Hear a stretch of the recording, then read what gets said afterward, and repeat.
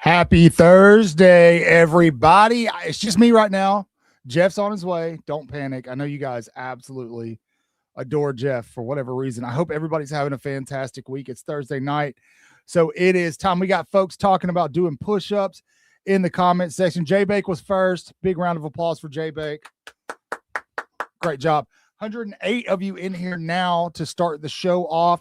Expect that number to go up. Do me a favor. Go ahead and like, share, do all the things. Happy Friday Eve. I like that. I like that. Share, do all the things, retweet on social media.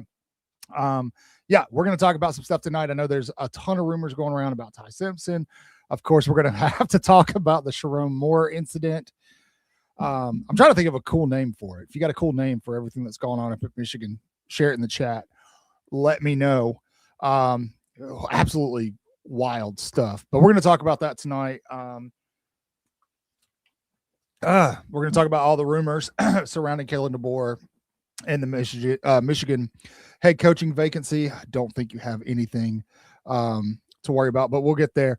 We're going to talk about the potential of Alabama winning it all. Rematch coming up with Oklahoma in a week. Thank you, Kyle. You're the man. Kyle, we appreciate you being a supporter of the channel. For those of you who are new here, welcome to Waaaay Offsides. You caught us live. Lucky you.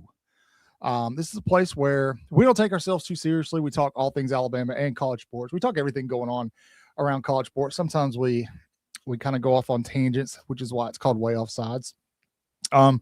And Merry Christmas, Merry early Christmas to you, because you have found your favorite YouTube channel. You just don't know it yet. So go ahead, do yourself a favor if you haven't yet. Like, subscribe. It's free to you, keeps the channel free for everybody else. Yeah, you can become a member if you would like. That's not free, but the link's in the chat. Michigan Mayhem. All right, I like that.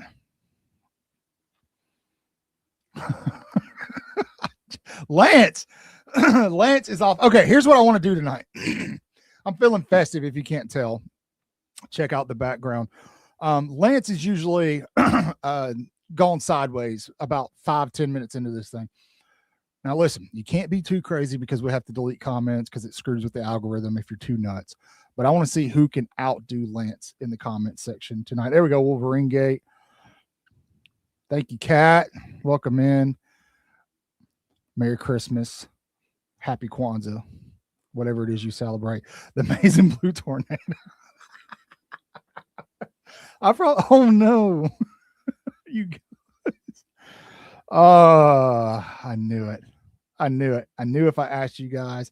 Obviously, that's going to be a big topic tonight. We're going to talk a lot about what's going on at Michigan. But we'll go ahead and jump into some stuff. What's up, Josh? How you doing? Thanks for joining, man. We'll go ahead and jump into some stuff. We've got a pretty beefy show, pretty girthy show lined. I don't know why I said that word. Lined up for you tonight. So we'll get started. We're going to talk about Ty Simpson. Now, rumor on the street. The streets are talking, folks. The rumor on the street is that Ty Simpson has a pretty nasty back injury. He's banged up. Some people are saying he's had surgery. I'll be honest. I don't know where these rumors originated. I have an idea. But I'll tell you this. If Ty Simpson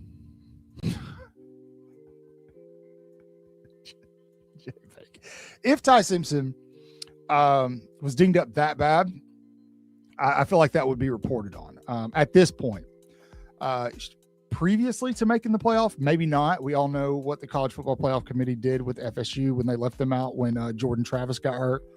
I think Jordan Travis was a little bit more of a detriment to his team than Ty Simpson is. I think Alabama has multiple quarterbacks who are capable of leading this offense, at least leading it better than it looked against Georgia and Atlanta last week. Now, we're going to get to all the head coaching stuff, guys. I promise. It's over there. Take a look. See it up there? It's there. We're going to get there. Now, I'm going to give you my take on Ty Simpson. Do I think Ty Simpson is hurt? Yes. I think at this point in the season, there's not a lot of people who aren't dinged up, right? Who aren't a little banged up here or there. Alabama has not been lucky in the injury department this season. It's been a rough season for Alabama in terms of injuries, and it reared its head offensively in Atlanta. Now, I question Alabama beating Georgia in Atlanta with a healthy squad just because Georgia was on an absolute tear. They were winning that game, and that's fine. That's fine. Ultimately, the game doesn't matter outside of seeding for the college football playoff. Give me a thumbs up when you're ready to come on in. Oh, you can bring yourself in. You're an admin. I'm in. Like Flynn, baby. Hey, Jeff, we're talking. What's up, fam? What's up, dude? What's up, chat? Man? Chat is already banged up and ready to go. They are. They've been in the nose candy tonight already, man. It's wild. Ooh, what is this? A Friday night in the summer? Wait, what? Somebody said Happy Friday Eve. I've never seen that before, so not on the show. So, chat is ready, man. Chat is ready. Very lively. So, Jeff, I'm talking about Ty Simpson. Now, I'm giving you my theory on Ty Simpson. You know the rumors. You've heard them. Mm-hmm. He's hurt. People are saying he's had back surgery. He's got a herniated disc, blah, blah, blah. I'll tell you this from my extensive knowledge. Okay. And for those of you who want to question my extensive knowledge, this is a no BS story. I can't go into a lot of detail, but I did an ultrasound today. I did an ultrasound on somebody today. That's all I'm going to say. But ideally, if it is something like a herniated disc, especially one that requires surgical intervention, you're probably looking at not playing football, right? I mean, does that make sense to you, Jeff? Mm-hmm. Right. Okay. Yeah. All right. So we can agree that it's likely not a herniated disc here that we're talking about. But is Ty Simpson banged up? Is he hurt? Probably. There's not many people who aren't banged up in some way, shape, or form right now. That's 1,000% true. Thank you. All right. Now I'm going to tell you guys. Limped into that game. Yes. Now, come on, JB. I'm going to tell you guys. Bill got fired. I'm just kidding. Oh. He's around. He's doing old people stuff tonight. I'm sorry. J-Rock City, don't worry. You made it. You right on time, baby. Fashionably late. Hey, man. I just barely beat you, Rock City. I've only been here for like a minute. Now, I'm going to give you my take. I think what's going on with Ty Simpson is this, and it's very simple. It is, and we saw this last year with Jalen Milroe, and everybody around this time last year was saying Jalen Milroe was injured, trying to excuse the poor quarterback play. And Ty Simpson has played poorly at the quarterback position the second half of the season. What I think is going on is classic conditioning. For those of you who have taken Psychology 101, you remember Pavlov's dogs, right? Right? Your brain will condition itself to react to a stimulus a certain way. What's the stimulus? Well, the stimulus is getting your face crushed every time the ball snapped. Ty Simpson has played under so much pressure in the second part of the season. It started in the Missouri game. So much pressure. Mm-hmm.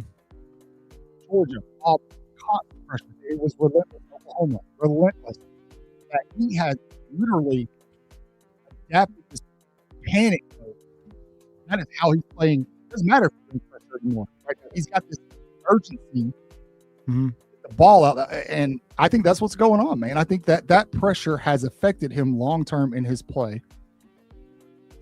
That's just what I think, man. It's the science like of it. The fourth down, he already had decided where he was throwing it when they broke the huddle. You know, yes, it was perfect play. It was perfect example. I mean, he didn't check. He didn't. I mean, he snapped the ball, turned and threw it. Didn't look, didn't see, didn't do anything. That he'd already was like, I'm not gonna have time to check down. I got to get this thing out quick, and then he throws it 15 yards out of bounds. Yeah. And just a poop show from the get go. I am willing to bet that, and I bet back in the spring, I bet tickets to the FSU game. Or no, I bet tickets to the Georgia game that Ty Simpson will walk out as a starter in that game. I was right. I'm willing to bet that Ty Simpson will be the starter against Oklahoma. He'll be the starting without question. Without question, absolutely. He's the starting quarterback. So I will say our buddy over on X, MJ, shared a post from Ty Simpson's Instagram today of him in the weight room, or it was pictures of weights with a water bottle. There were photographs of weights in the room. And that blew up across X, people talking about it must mean that he was in there working out. Ty Simpson has a NIL deal with Yeti. He's contractually obligated to post certain things, and that's what that picture was. So don't read too much into it. He works out. Yeah. Sure. Unlike me, he certainly does. Yeah, like me for the last 15 years. But I don't think that Ty Simpson is injured per se. I think he's hurt. I could be completely off base here. I could be wrong. The Oklahoma game could come up in Norman and Austin Macaron's out there with the ones. I don't think many Alabama fans would be too mad about seeing that right now. I think that's the real question here is if Ty's even a little dinged up and it is impacting his game, or if I'm right about the conditioning theory and it's impacting his game so much, do you go to the bench, Jeff? Not to start.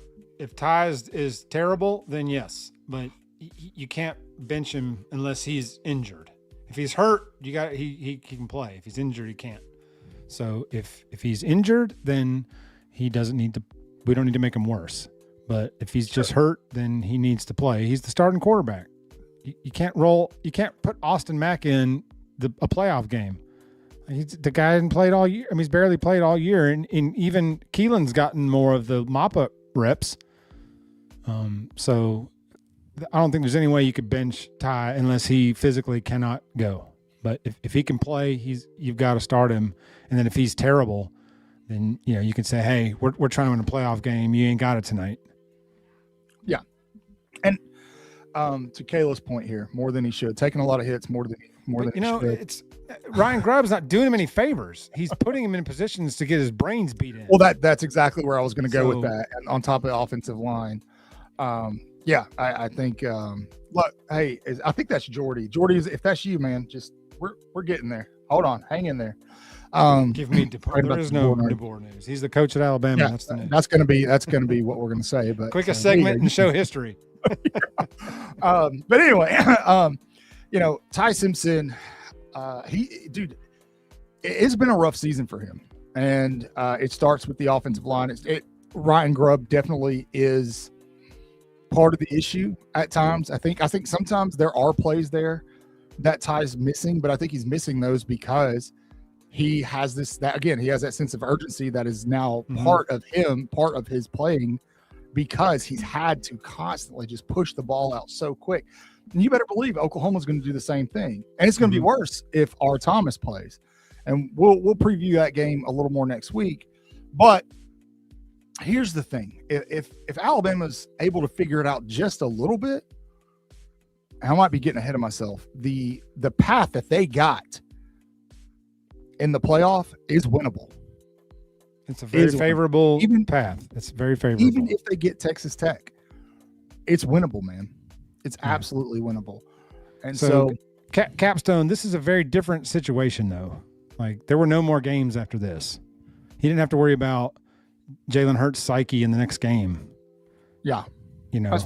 He's like, I can work this, but if this was the national championship game, I'd say, hey, I'll pull out. Nothing's off limits. But that being a playoff game, I can't believe that Debo didn't bench anybody, but you can't risk losing Ty either psychologically if you just say you're out. Yeah. Now Grub, that seems to be common. Jeff, if you can put up some of the Grub comments for me, man, my computer whatever it wants. Again, Grub is part of the problem.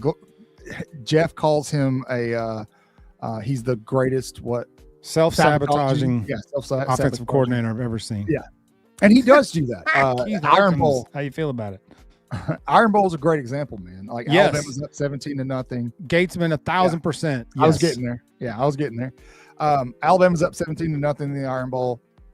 Grubb runs that double reverse, whatever it was. I want to it just rip my heart out. Absolutely kills Alabama's momentum, and they let Auburn right back into the game. Now, something I noticed, I went back and watched a lot of the SEC championship. A lot of people probably didn't, because who wants to watch that again? I understand. Mm-hmm. I went back and watched some of it, and there were a lot of times where the play calls were working. There was the guy that was supposed to be open was open, and Ty was just missing, man.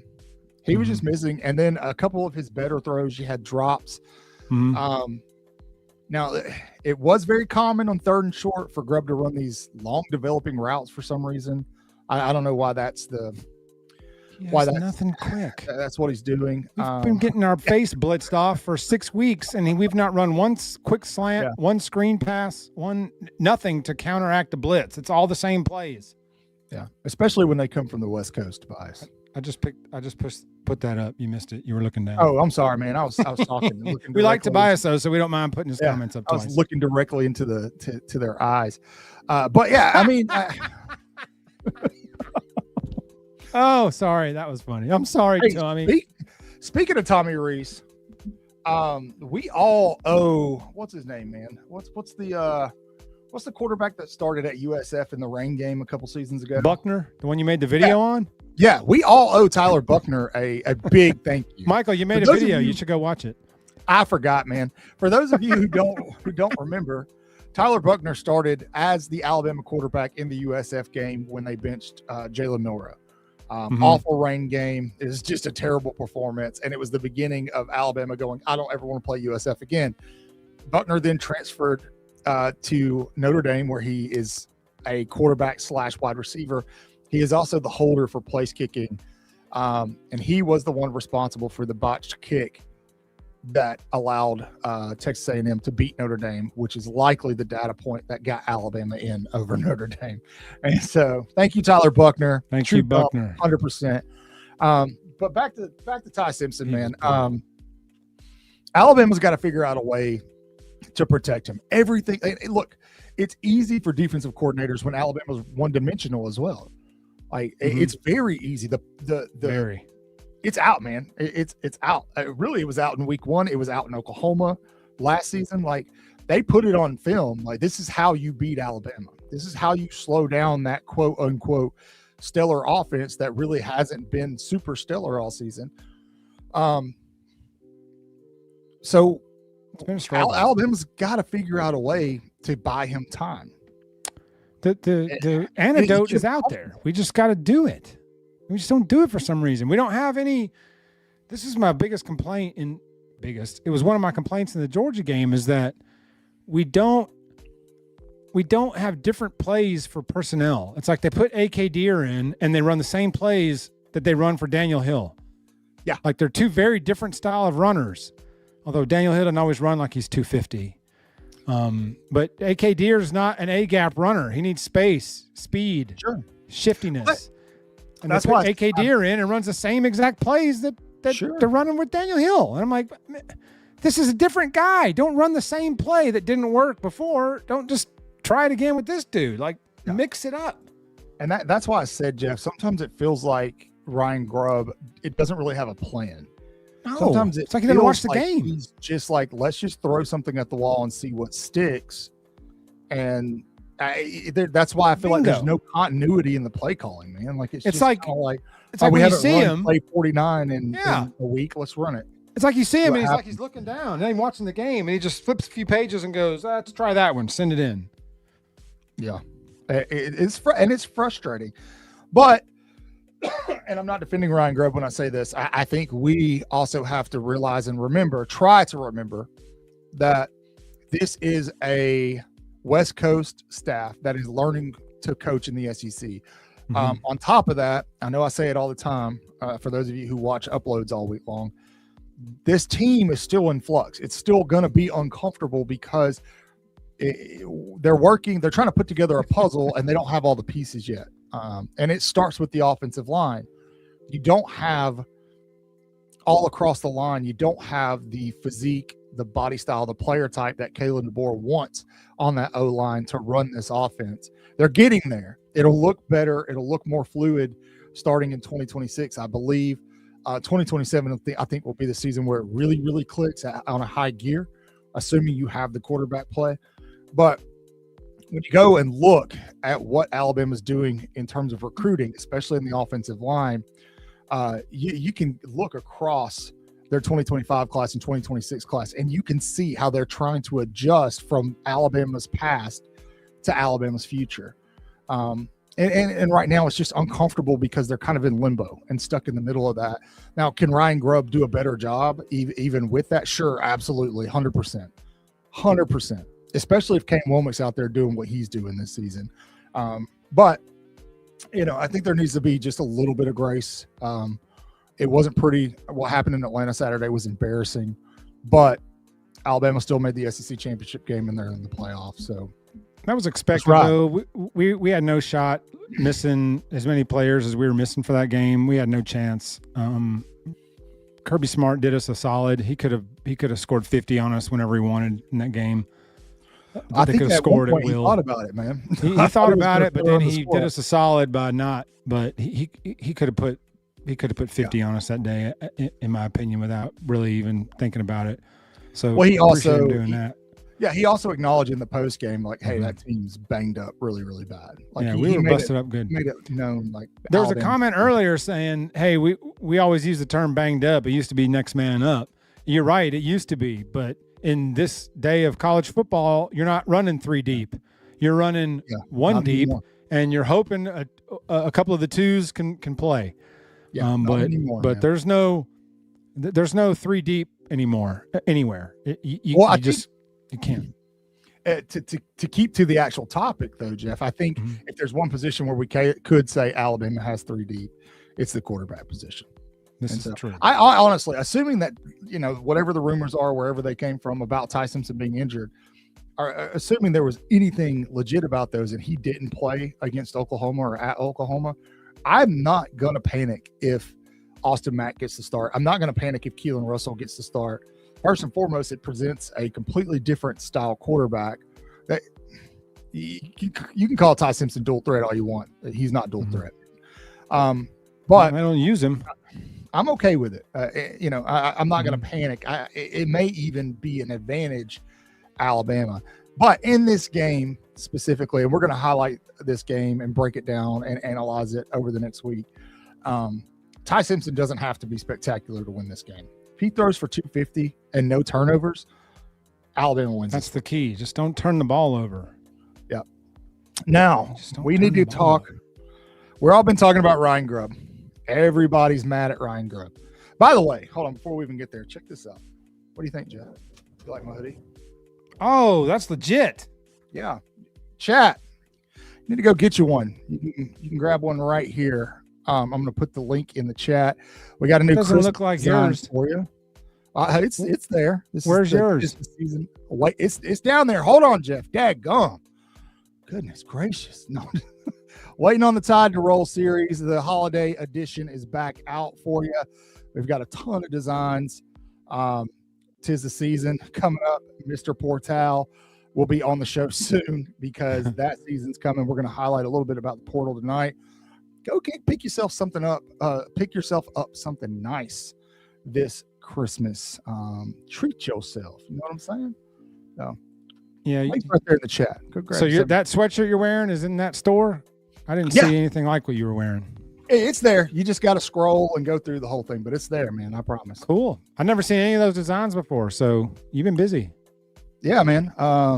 Yeah, those have actually been up for a very long time. I just have done a crazy poor job of Sure. I'll take your word for it. Here, I'm going to put the actual I'm just happy our logo's on there. Forever, the only shirts on there had nothing to do with our show. I couldn't understand why we were promoting those, but there you go. There's the actual link to the one I'm wearing right now. Cool. Go get you one. Go get you one. They need to let us some bad hyperlinks in the chat. Do what? They need to let us some bad hyperlinks in the chat. I thought they did. We need to look into that later. We need to get with the producer. But anyway, all right, moving on. The news of the week, and we got to talk about a few things to get into this. For those of you who have been living under a rock the past 24 hours, there were rumors floating around that Michigan head coach Sharon Moore was going to be fired. It came to a head yesterday, and details have been leaked, and it got messy quick. Basically, the story goes as such as I have read it. I am not saying there is legitimacy to this. I'm saying this is what everybody else is reporting. But basically, Sharon Moore had an extramarital affair with an assistant at Michigan and got that assistant pregnant. The pregnancy was y'all heard that he got fired? Did y'all hear about that? I'm sure they did. It's not like it hasn't been anywhere. But the pregnancy was terminated upon discovery of the relationship. Michigan decided to let Coach Moore go. Coach Moore, who is married and has 3 daughters, was at home arguing with his wife, threatened to harm himself, and then broke into said mistress's house and held her at knife point, apparently. At least that's what's being put out. He was, as I last checked, in police custody. Not looking good. I believe he's got an arraignment on Friday. So crazy stuff going on up there in Ann Arbor.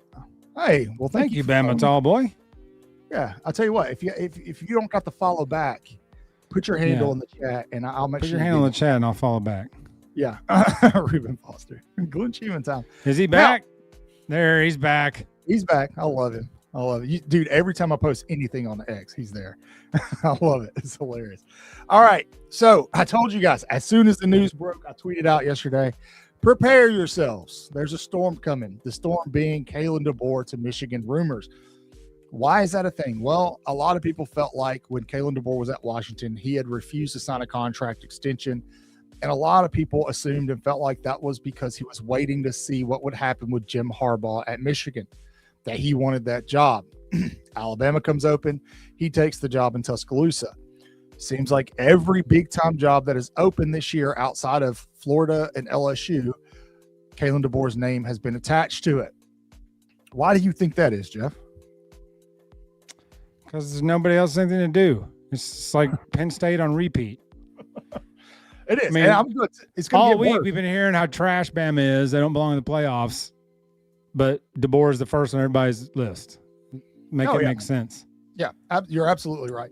I don't think this guy likes us very much. He said we're fake Crane Company, and now we post BS on Twitter. So, thanks, buddy. What BS did we post on Twitter? Bama tall boy. I think whatever. I know exactly who this is. Yeah. Anyway, cool story, bro. I mean, but it's funny. Like they're trashing us, and then they fire their coach, and they're like, plans 1, 2, and 3 are all DeBoer. Like what? But he sucks, right? We don't belong in the playoffs. Yeah. You want a coach that doesn't belong in the playoffs? Gotcha. Sure. Yeah. Here's my thing, man. I think you know what? That's what it was. Yeah. The beat writer from Michigan said DeBoer was their top 3 choices, but everybody on Twitter is like DeBoer to Michigan. y'all sure want somebody that you trashing all week. Sure, absolutely. And I mean, it was very obvious that it was going to happen eventually. Like, I mean, as soon as the news was announced, it was very obvious that it was coming, that was going to be what everybody was going to run with. Leave, Lance. Of course, the keyboard warriors and all absolutely jumped on it. All the fake accounts, and of course all the Michigan accounts with less than 500 followers are like, I know who it's going to be. My granny's uncle's aunt told me this, told me that. Chris Lowe recorded an interview earlier today and basically said, look, I don't have any reason to think Kalen DeBoer is going to leave Alabama. Thank you, Austin. The jury's still out. Appreciate you. Thank you, Austin. We like you, Austin. That's all that matters. That was awesome. That's comment of the day. That wins the comment of the day. But on the Kalen DeBoer, here's my take on it.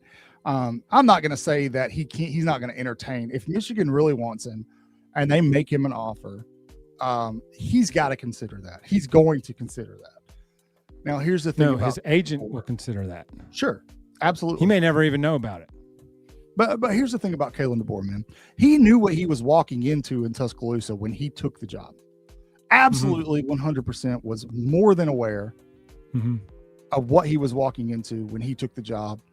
A lot of people felt like the fan pressure, the pressure from the fan base after last season went the way it did, has made him uncomfortable in Tuscaloosa. I don't think so, man. I don't think so. I think he probably understood, probably more clearly than a lot of us think, what was going to come the first time Alabama lost without Nick Saban at the helm. Because everybody likes to pretend like Nick Saban never lost a football game, or he never played an unranked team close, right? Or he never lost to somebody he shouldn't lose to. He understood the assignment. And Alabama right now, from the outside looking in, is a much more stable place than Michigan is. We don't know what's going to happen with their AD. There's something to be said. I think Chris Lowe is the one that said this. Somebody said it. But there's something to be said about knowing the person you're going to work for. And Kalen DeBoer at Michigan doesn't make sense because he doesn't know who he's going to work for. He knows Greg Byrne. Greg Byrne hired him. I'm not saying it's not going to happen or it couldn't happen. I just don't think. You weren't trashing him, Chuck. You were criticizing where he deserved to be criticized. Him at all. I don't know what you're talking about. He deserved criticism at times last year, so he got it. Yeah, there's a difference between trashing somebody and criticizing. And criticizing bad play or bad coaching. Yeah, like, I mean, I just got done talking about Ryan Grubb and where I think he's doing a terrible job as an OC, and then explained why I think he deserves grace as Alabama's OC. That's not trashing somebody. That's being critical, just like I'm being of your comment. Thank you, Mattress Matt, for the super chat. Quick outs. Yes. Quick outs. Throw a screen slants. pass. Quicks out. Maybe a screen pass here and there. So, I mean, there's ways to counteract a steady blitz, and that's all we've been getting for 6 weeks. We're about to get a lot more of it, buddy. A lot more of it. Yes. So, but chat, what do you think, man? Like, do you think there's smoke when it comes to Kalen DeBoer going to Michigan? A lot of people are painting Michigan as his dream job. I don't. I don't think it's anything to worry about, honestly. I think Kalen DeBoer is focused on the college football playoff. He knows he's got an opportunity in front of his team. He said yesterday, we've got the pieces to make a run at this thing. I believe him, man. Glenn Schumann time. He's not going anywhere. Look at the 2 classes he's worked so hard to specifically build for a specific reason. He's not going to bail on that. Granted, he could probably take the whole class with him. Sure. If he wanted, if he did, but he's recruiting specifically to build this at Alabama. Like, he's not, I don't know. This is so dumb. Like, he's not going anywhere. He's not going anywhere. I don't think he's going anywhere. I don't think there's anything to worry about there. But he needs to make some staff changes. There needs to be some changes this off season. Regardless of how the playoffs go, there needs to be some changes made. And there will be, because Shep's gone. You know, he took a couple of guys with him from the staff. So we're going to have to make some staff hires anyway. But there's 3 key staff upgrades that need to be made. Sure. Yes, he's not going anywhere. Why would you go to Michigan and have to deal with Portnoy? I mean, you laugh, but he probably donates a bunch of money, and so he probably thinks he's entitled to walk around there and give his opinion. And I'm sure he does. Does any coach want to deal with that? What's going to happen when the new coach comes in and says, "Man, get this Yahoo out of here. I don't want to talk to this guy." And they're going to be like, "Well, you have to. He gives us $3 million a year or whatever." You know, I don't know if he does, but he gives us X number of dollars a year. So I don't think he wants to go anywhere near that. Well, it's also, like I said, you don't know what the future of Michigan looks like. They haven't fired the AD yet. I think that's probably coming at some point in time. This J-Rock is something I've thought about and kind of been hesitant to tweet because Courtney Morgan does have a relationship with Michigan, but I just don't, man, I don't. He left Michigan to go be with DeBoer. Yeah. I think he's not going to leave DeBoer and go back to the dumpster fire. Yeah. He chose to leave Michigan to go with DeBoer when he went to Washington. Wait, Coach Cap is gone? That was a rumor. Is that verified, Jack? It has to be. It has to be. He cannot run this back with that guy coaching offensive line. He cannot do it, especially if Huff is out there. Coach Cap. So offensive line, special teams, running backs. Those are the top three. Yeah, and wide receivers now that he's got to, because that's a vacancy. But those are the three coaches that need to be replaced.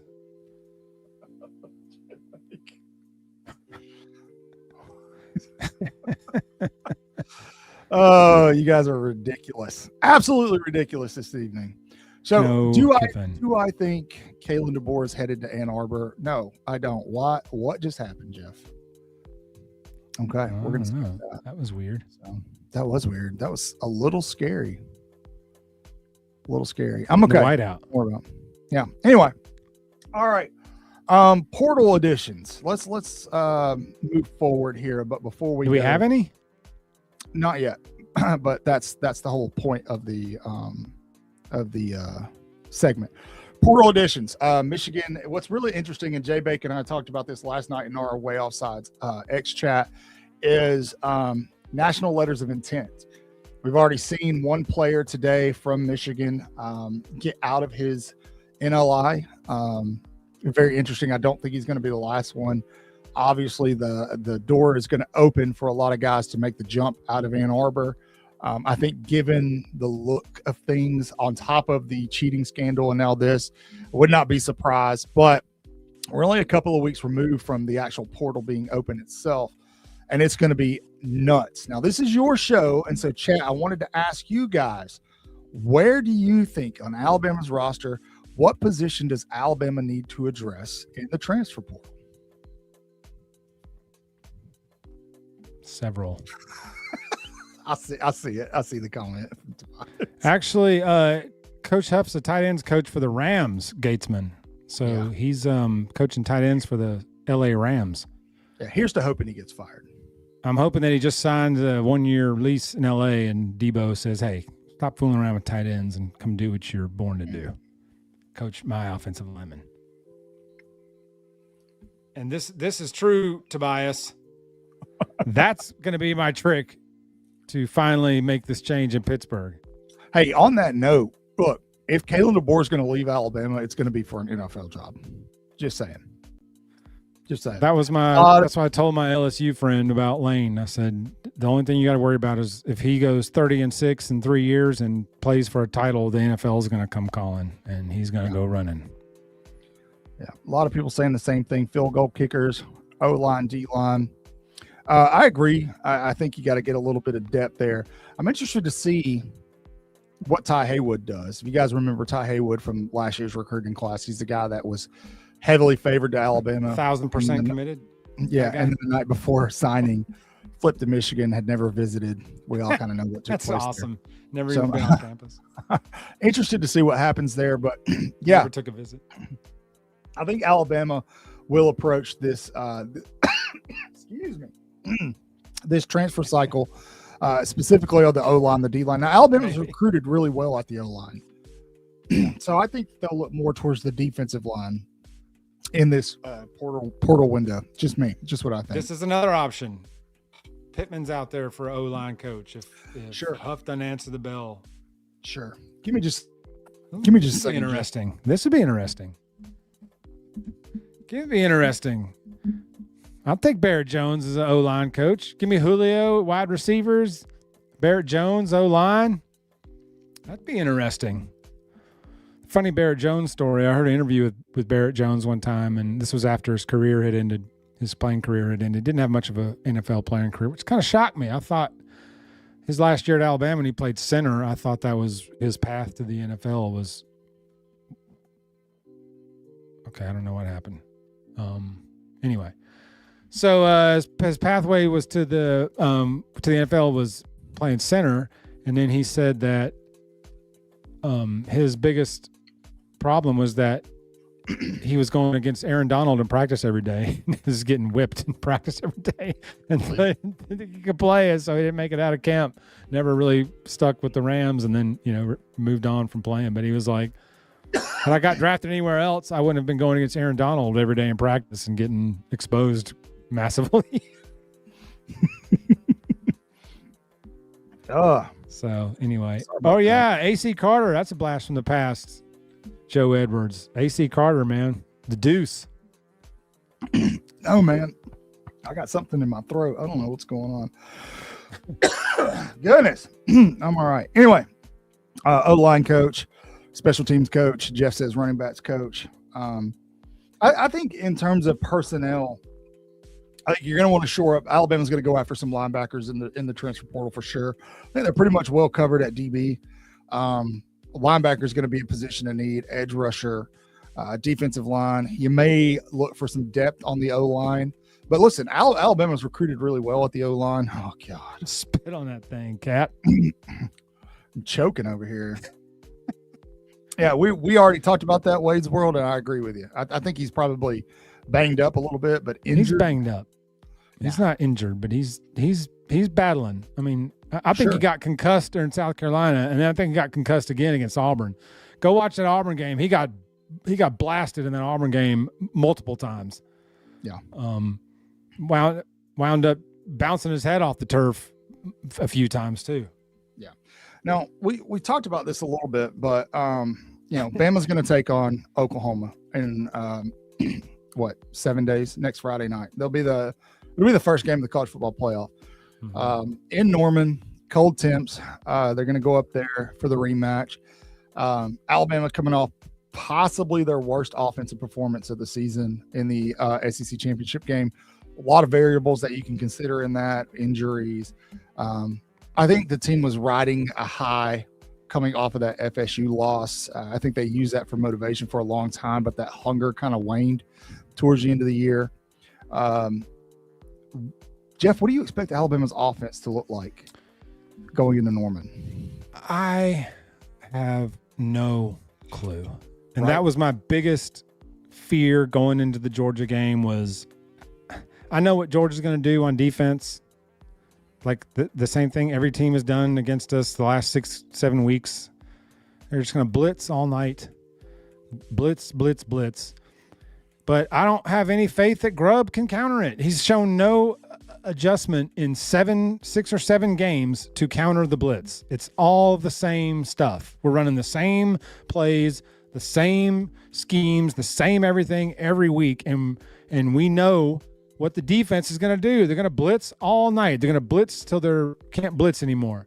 And Georgia did, yes, our running backs don't do anything well. Literally, they don't do anything well. But the Georgia game, you knew they were coming. You knew they were going to. You knew they were coming. You knew they were going to blitz, especially as good as Kirby and Glenn are on defense. They find the chink in the armor and exploit it, and that's exactly what happened. And we had zero counter for it. Georgia would force Ty to check 36 times at the line, and they'd force him to check into the play they wanted him to. That's schooling somebody right there. And so sending Ty to the line with 56 plays to check in and out of in a loud stadium is not helpful. It's not doing anybody any good. And then he does all these checks and we gain a yard or lose a yard. It's like he checks into this play and no gain. I'm like, what are you seeing? But I think Georgia just played him. I think Georgia just said, we're going to line up this way. You're going to check into the play we want you to, and then we're going to just pound you in the face. And that's exactly what they did. Yeah, I think when we go back and look at the first matchup in Tuscaloosa, you have to consider that Alabama actually moved the ball okay in that game. Let me look at the box score here because I can't remember. But I don't think Kat's question earlier, Cuevas, I don't think is going to be ready. I think it's a wrap. Yeah. We'll see. We'll know. Availability reports will start early next week, so we'll know sooner rather than later. I think you might probably see Jam Miller, but looking at Alabama, Alabama's offense against that defense performed pretty well other than their turnovers. They had 406 total yards, 326 through the air. They finished with 80 yards running, but they actually ran for more. There were just some negative plays that negated some yardage. So What really, game is this? Alabama, Oklahoma in Tuscaloosa. Oh, okay. So, if Alabama's offense can, basically, in my opinion, do what it did in the Iron Bowl, that they'll win and they'll advance. Now, Jeff, you mentioned it. You have to take into the account that you're playing in Norman. That place is going to be loud. It's going to be rocking. It's going to be very cold. If Ty Simpson is banged up, what does that look like? Once he's going to get hit. Ryan Williams has not been a sure thing. I think he's dropping like 13% of his pass or his targets this year. Wide receivers are going to drop balls. It's going to be cold. Little things are going to matter in this game. And, I want to say that I think Alabama is good enough. They've got the talent to make a legitimate run at this thing. They definitely have got the defense to do it, but it just seems like they can't put it all together in one game. And yes, Howard, we can. Gotcha, Howard. They can't put it all together in one game. And we're so deep into this thing. I don't know that it's going to happen. I don't have confidence and I think that's other Alabama fans can agree with that. And that's probably very frustrating. It's frustrating for me. I'm sure it's frustrating for them. We saw it culminate in the SEC championship game because then defensive coordinators can just square off. Mm-hmm. Yeah, that's true. Yeah. Running Our backs, receivers aren't blocking like they should. The running backs ain't blocking like they should. Like nobody's blocking like they should. Really, Brailsford's the only lineman that's consistently played well all year. Yeah, and he's. Did anybody notice that our best players are former Washington players? Anybody check that? Yeah. So, but Cuevas, the Cuevas injury is a huge void. That's a massive void in the offense. Yeah, I agree. They'll need one of these young tight ends to step up, Marshall Pritchard, somebody like that, and not just catching the ball on late downs. They're can't gonna have argue to this. in the blocking. This is game. 2 years in a row we've teetered at the end of the year, so we can rewrite that now. Yeah, I did a video a few days ago, and I was discussing that, and I was talking about what I always say. We're kind of in limbo between Alabama, who they used to be and who they want to be, getting the right players in there. But if we get into year 3 and we start seeing that similar regression in the second half of the season, the patience, if it's not wore thin now, it's gonna wear very, very thin, because then you've got a big enough sample size to go, okay, something's definitely not right here, right? Especially when you've got Keelan Russell or Austin Mack being the starting quarterback, because there's no quarterback excuse next season. So, yeah, this is interesting too. I mean, I would like to. It's this goes back to my point that we're just doing the same thing over and over again every week with the same personnel, same plays, same deal, same people, same players, same everything. Nothing changes ever. And I'm like, at this point, put Meadows in there. See if he can make a catch or two. Everybody else is dropping balls. Why not? We got drop. Nobody comes off the field. Nobody loses a series for dropping balls. It's just like, oh, well, Formy gets beat again. Oh, well, right back out there. Jam can't averages a yard a carry. Right back out there. It's like nothing flipping changes. And it's like you can't keep banging your head off the wall and expecting something different to happen. It's like try anything. Why not Derek Meadows? Everybody else is dropping balls left and right. Why not try Meadows? Why not? Well, this question here, or this statement, we aren't using the offensive talent that we have. I think in some games, yes, in some games, no. I think in the Iron Bowl, it was obvious that they wanted to highlight Isaiah Horton. I think they wanted to do that because they knew that that secondary hits very, very hard. Horton's a bigger body receiver. So yeah, that was a great use of your talent. In the Georgia game, yes, Ryan Williams had the big drop, right? But the couple other times he got the ball, you could tell, man, he kind of had that shake back. He was crossing guys up. He had a couple of guys, looking like they're about to break ankles. Their knees were crashing out. And how many targets did he get in that game? Like 6, 7? I did not mean to do that. Dadgummit. What'd you do? Chad will pick up on it in a second. So I think sometimes they do try to use the offensive talent that they have, but I think to Jeff's point, I think that Ryan Grubb is still learning how to coach in this league and how to coach to that talent, which is weird to say, but it's got to be a little different than it was at Washington, right? Washington, the defenses they were playing over there on the West Coast were not the same defenses you're playing in the SEC. So that's it. We got a direct line to him, Gatesman. That's right. Yeah. We have a dinner date as soon as it's over. That's it. But here's the deal with here's what I'm starting to realize this about Grubb. I was talking to my uncle about this tonight at our family spaghetti supper. Hold on. Caleb Downs did fit at Bama perfectly. Yeah. He'd fit anywhere. Sorry, he's a first round pick wherever he plays. Yeah. He's gonna be a lottery pick no matter where he plays. I'm happy with Brandenburg though. Grubb doesn't feel like an offensive coordinator. He feels like just a play caller. He doesn't coordinate any offense. He just calls plays. He doesn't. We were talking about earlier. He doesn't even feel for a game. That's part of being an offensive coordinator is reacting in real time to what you're seeing in the game, what you're getting from certain players. Okay, this guy's doesn't have it today, so we're going to try something else. We're going to pivot. We're going to do this. We're going to adjust at halftime. Kirby Smart, the greatest halftime adjust coach we've ever seen. Yeah. We don't do any of that, and it's like, is he really an offensive coordinator or is he just a play caller? There's a difference. Sure. Right now, he feels like he's just calling plays. Well, I can see that. Alabama played 8 quarters of football against Georgia this year, and in the last 6 quarters, they scored 1 touchdown. That's it. Yeah. And, we all know it doesn't take a genius to know that however you feel about Kirby Smart in Georgia, that is the best team at adjusting defensively in the country. They have been for 2 seasons. And, they just picked right up where they left off defensively from that game in Athens. If Alabama didn't get hot early in that game, they easily could have lost in Athens. And Alabama did not try to counter anything that they saw in the second half of that football game. At least not that I saw. And so it was do it in a month and a half. Like they don't adjust anything. Yeah. To the questions about Grubb and Kalen DeBoer, they're very, very close. They've been together for a long time. Mm-hmm. If it came down to Kalen DeBoer ruining his legacy as a head coach, I think he probably would at some point, kind of correct the ship when it comes to Ryan Grubb, whether that be, pull him in the office, have a sit down with him, or, hey, you should probably go find another job. Play calling duties. Everybody does it all the time. When somebody's struggling, you see it all the time. So-and-so's doing play calling duties.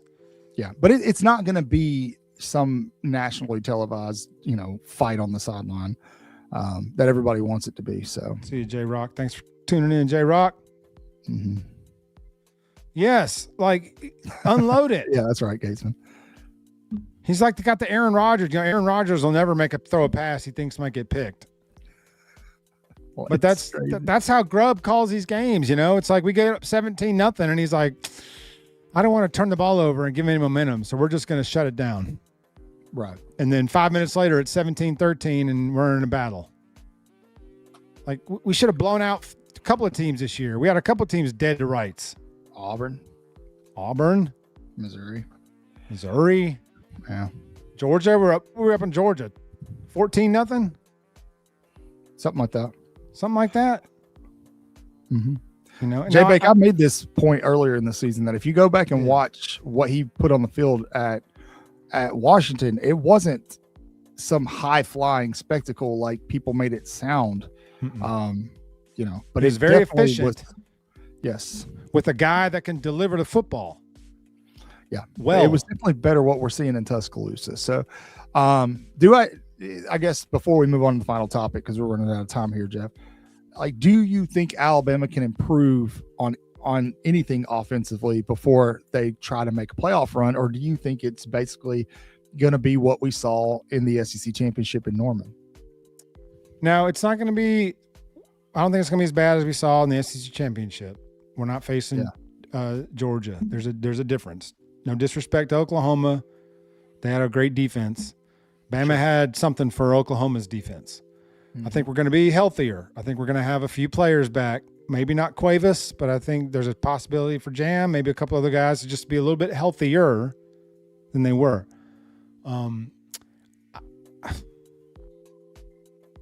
If we keep just running the same things with the same players, then no. I mean, but this is the playoffs now. So it's time to try stuff, to try anything.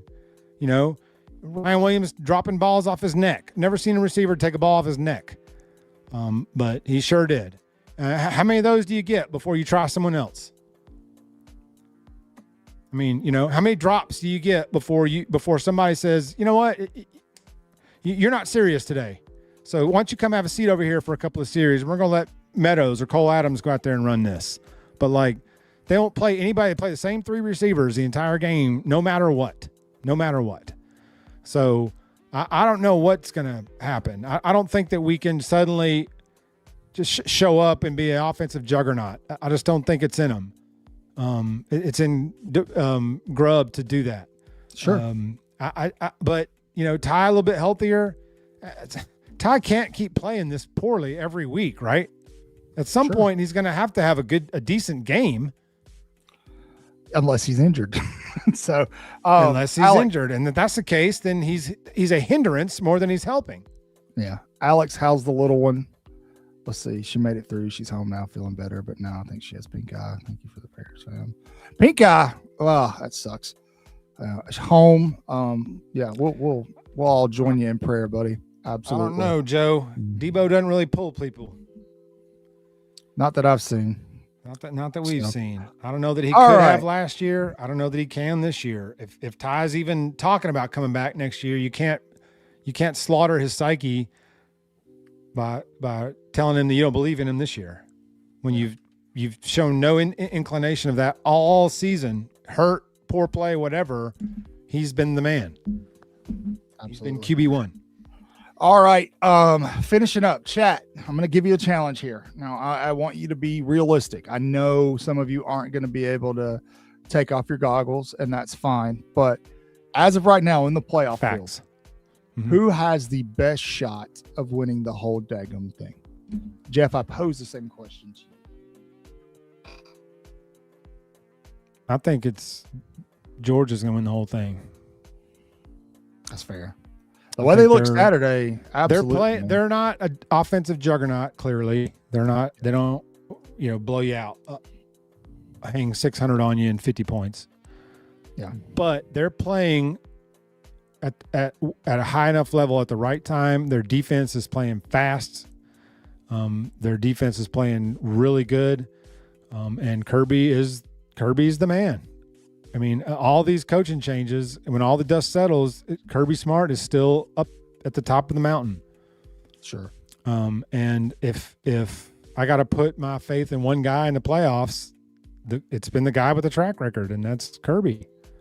And I've seen this year him make adjustments with a team that probably isn't his most talented that he's ever had there, that has flaws, but they can mask him well enough, and he's a good enough coach, and that defense is good enough. They were flying on that field Saturday. I mean, they looked. We didn't look ready to play that game Saturday against Georgia. We looked almost punch drunk. Well, maybe we were. And maybe we were. I mean, we were maybe we were a third of a team going into that game. So, Reuben Foster. but I think baby. we match up better with Oklahoma. We've proven that we can move the ball against Oklahoma. We just turned the ball over and turned ourselves out of that game. Yeah. But we've proven that we've got an antidote for what Oklahoma does on defense. Now, whether we rediscover that, I just don't know what's going to happen in that game. I just don't know. I don't have any faith that Grubb can devise a plan for it. Yeah. It's hard to predict. And that's why Vegas, even at home, only has Oklahoma like 1.5 point favorite. But I think because of where Alabama found itself, I was shocked. I'm going to be honest with you guys. I was shocked that the committee didn't drop Bama to 10. I'm happy they didn't, in the sense that draw, that branch of the bracket is exactly what Alabama wanted. A struggling offensive team wanted moving forward. I think Alabama, based off of what we saw in Tuscaloosa, we know they can do enough to beat Oklahoma. I think Alabama, let me interrupt you for 1 second. Yeah. Cotton. I'm going to post this comment. Okay. Thank you, Gatesman, because y'all drive the show. Yeah, it's your show, man. It's your show. We're just up here commenting about things that y'all talk about and y'all say. So thank you, Gatesman, for joining and for commenting, and thank everybody in the chat. So didn't mean to interrupt you, but I just wanted to acknowledge this because y'all I'm gonna do this. Leave that comment up for me, Jeff, for a second, because I want to piggyback off of that. Gatesman, something that we do is for whatever reason, man, there's a lot of people that get on YouTube and X and content creators that just talk about Alabama. And Jeff and I work with a lot of them closely. With Clint Lamb, I was on with Clint Lamb not long ago. He's been on the show several times. Shout out Clint and EG. Yeah, Cruz has been on the show. We've had recruits on the show, but sadly, in this atmosphere, there are a lot of people who, for whatever reason, man, they just want to pick at other people's content and send folks in comment sections to say nasty things and start problems. We don't do that here. You'll never hear us mention another show negatively here, just because look, dude, we all are just some dudes in front of a camera. None of us are actual journalists.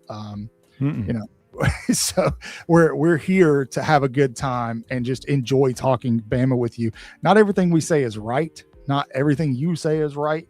And with that understanding, man, like we've got a great audience of people who are just fun to talk to and have a good time. You can see in our chat, it's very, very interactive. We've got our old timers who have been around for a long time. And that's why I put that short up earlier today, was just to say thank you to it was a good everybody. year for us. It's been a really good year. And I think next year is going to y'all. be even better. And that's because of you guys doing all the sharing, the commenting, being here on Thursday nights, interacting with us on social media. Like it's been you guys. If you guys want to join the group chat on X, you can send me or JBake a DM and we'll get you added over there. It's a lot of fun, man. It's a lot of fun. It's not toxic or negative. It can get a little I don't know, unhinged on game day, but it's a good time, man. So, but like Jeff said, this is your show. We do this because we love interacting with y'all. So, yeah, we made a lot of good friends here. We made a lot of good friends in this chat. So, yeah, we have, and we've grown. Friends. And thank you to the 883 of you that are tuning in right now. Absolutely fantastic. If you guys are new here, welcome to all who come to this happy place. Isn't that what Walt Disney said? We got 200 in the YouTube chat.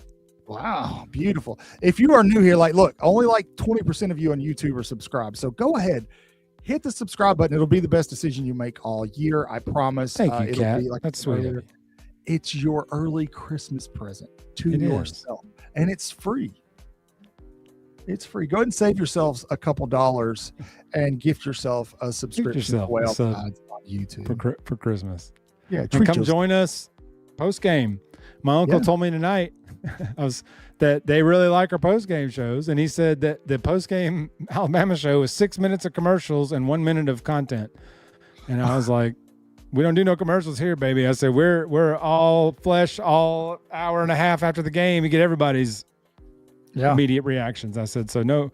He was like, we timed it. We drove it home the other night. He said my wife timed it on her phone that it was Really? In the segment, it was 6 minutes of commercials and 1 minute of show. Jeez. That's I wild. was like, sheesh. Yeah. Some other good news is now that we're in the postseason, Jeff and I will be turning some of our attention over to Full Court Crimson. If you guys don't know what that is, check out that background. Yes, Pretty sir. Sweet. Yeah, It's it is pretty pretty sweet background. Jeff, you did a really good job on that, by the way. Thank you. So, chat, give Jeff a clap. This is the actual. That's the actual scene for it. But yes, It looks good. It looks really good. Oh, What whoops. happened? Sorry, That was I terrible. forgot you weren't using the live scene. I never do, dude. But that's all right. I just had to find the right one. But here we are. Hit the like. Thank 200 you people. all 885 of you right now. Thank you all. I'm gonna go ahead and call it quits, man, and we're gonna go enjoy our evening. I got an early morning tomorrow, but yeah, man, we'll be following this Michigan story and talking more about Kalen DeBoer over the weekend. So make sure you're locked in with us. You guys know the drill. Saturday night, Bama #1 Arizona in Birmingham basketball. Y'all tune that in. Unless you're in Birmingham, then go. But if you're not, tune it in Saturday night and root on the basketball team. Cotton has said this multiple times. If you're not locked into basketball, this is a great year to jump on. Absolutely. Word on the street is Balboa and Bristow will be both playing in that. We'll be playing. We're gonna need him. Arizona's tight. Jaden Bradley, former Bama point guard, is actually a pretty dang good player for Arizona. So that's gonna be a good game. So y'all please tune that in. Get your basketball reps up because we're gonna be talking a lot of basketball here shortly.